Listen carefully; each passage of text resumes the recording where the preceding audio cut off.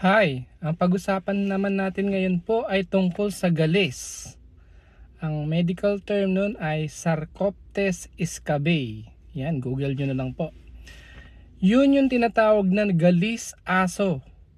Pero galis na lang kasi hindi naman po talaga siya galing sa aso. Galing din siya sa mga taong may galis. Ang Sarcoptes scabiei ay para din siyang kutong maliit pero hindi siya nakikita.